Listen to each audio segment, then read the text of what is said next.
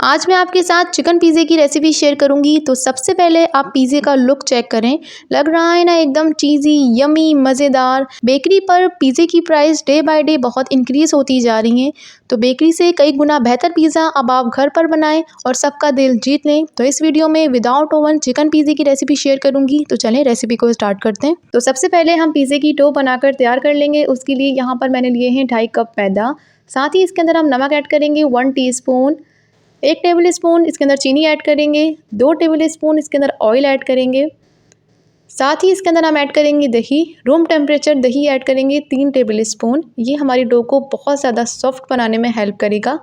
ساتھ ہی اس کے اندر instant yeast add کریں گے، یعنی کہ خمیر۔ ایسٹ کا یہ ساشے ایزیلی سب جگہ پر اویلیبل ہے، تو آپ کو بہت آسانی سے یہ مل جائے گا۔ 1 ٹیبل اسپون اس کے اندر ہم خمیر ایڈ کریں گے۔ یہ ہماری ڈو کو رائز کرنے میں بہت ہیلپ کرے گا۔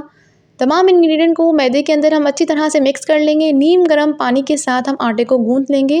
آٹے کو آپ نے سافٹ گوندھنا ہے، جتنا زیادہ آپ کی ڈو سافٹ ہوگی، پیزے کی جو روٹی ہے وہ بہت زیادہ سافٹ بن کر تیار ہوگی۔ 1 سے 2 ٹپس کو فالو کرنے کے بعد آپ پہلی بار پیزے کے ایکسپرٹ بن جائیں گے۔ ڈو یہاں پر ہماری بن کر تیار ہو گئی ہے۔ اب اسے ہم 2 ٹیبل اسپون آئل کے ساتھ اچھی طرح سے گریس کر لیں گے۔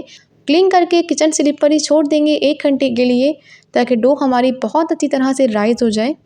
جب تک ہماری ڈو رائز ہو رہی ہے، ہم چکن کو میرینیٹ کر لیتے ہیں۔ یہاں پر میں نے لیے ہیں چکن کیوبس، بون لیس کیوبس میں کٹی ہوئی۔ 1 ٹی اسپون ادرک لہسن کا پیسٹ ڈالیں گے۔ 2 ٹیبل اسپون اس کے اندر ہم تکا مسالہ ایڈ کریں گے۔ آدھا لیموں کا رس اس کے اندر شامل کر دیں گے۔ ساتھ ہی اس کے اندر 4 ٹیبل اسپون دہی ایڈ کریں گے اور اسے ہم اچھی طرح سے میرینیٹ کر لیں گے۔ چکن کے اندر تمام مسالوں کو اچھی طرح سے مکس کر لیں گے اور اسے ہم 15 منٹ کے لیے چھوڑ دیں گے، تاکہ تمام مسالے چکن کے اندر اچھی طرح سے جبس ہو جائیں۔ 1 گھنٹے کے بعد یہاں پر ہماری ڈو بہت اچھے سے رائز ہو گئی ہے۔ ڈو کو تھوڑا سا ہم نیٹ کریں گے اور کلین کر کے ہم اسے 1 گھنٹے کے لیے کچن سلپ پر دوبارہ چھوڑ دیں گے رائز ہونے کے لیے۔ آٹے کو آپ نے 1 سے 2 بار لازمی خمیر کرنا ہے، اس سے آپ کا پیزا بالکل بیکری اسٹائل بن کر تیار ہوگا۔ اب ایک فرائنگ پین کے اندر 2 ٹیبل اسپون آئل ایڈ کریں گے۔ میرینیٹ کیا ہوا چکن اس کے اندر ایڈ کریں گے۔ آدھا کپ پانی ایڈ کریں گے، تاکہ چکن ہماری اچھی طرح سے کوک ہو جائے۔ 10 منٹ کے لیے میڈیم فلیم پر ہم اسے کوک کریں گے۔ چکن یہاں پر ہماری پراپر کوک ہو گئی ہے اور پانی بھی اچھی طرح سے ڈرائی ہو گیا ہے۔ اس کا فلیم آف کر دیں گے۔ اچھا، یہاں پر 1 گھنٹے کے بعد ڈو ہماری دوبارہ سے اچھے سے رائز ہو گئی ہے، آپ دیکھ سکتے ہیں۔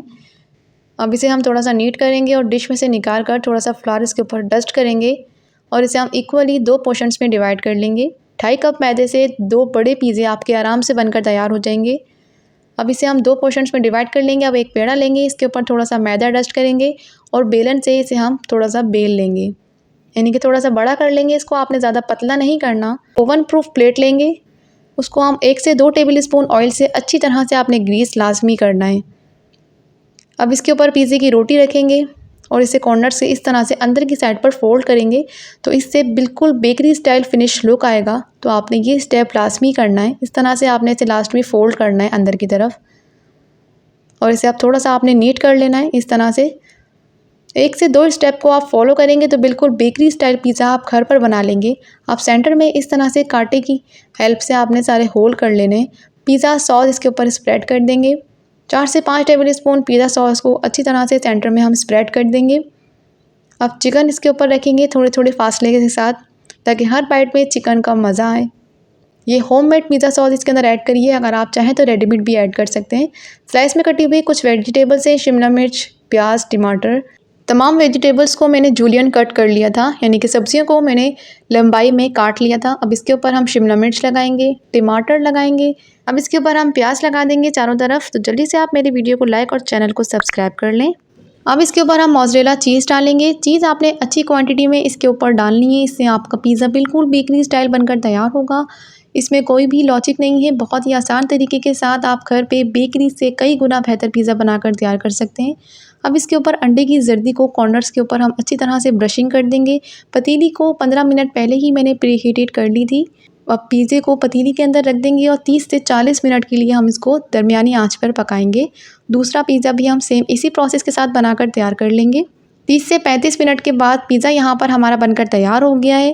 کتنا زبردست سا اس کے اوپر کلر آیا ہے اور بہت ہی آسان طریقے کے ساتھ ہم نے پیزا بنا کر تیار کر لیا۔ دیکھیے کتنا سافٹ پیزا بن کر تیار ہوا ہے اور نیچے سے بھی بہت اچھی طرح سے یہ کوک ہو گیا ہے۔ دوسرا پیزا بھی ہمارا بن کر تیار ہو گیا ہے۔ پیزا یہاں پر ہمارا کتنا جوسی بن کر تیار ہوا ہے کہ اس کے ساتھ کسی سوس کی ضرورت ہی نہیں ہے. اب اسے ہم سلائس میں کٹنگ کر لیں گے. آپ دیکھ سکتے ہیں کہ اس کی ڈو کتنی سافٹ بن کر تیار ہوئی ہے. تو آپ لوگ بھی یہ ریسیپی ضرور ٹرائی کیجیے گا. مجھے اپنا فیڈ بیک دیجیے گا. میری یہ ریسیپی آپ کو کیسی لگی چینل کو سبسکرائب کر لیجیے گا. خدا حافظ.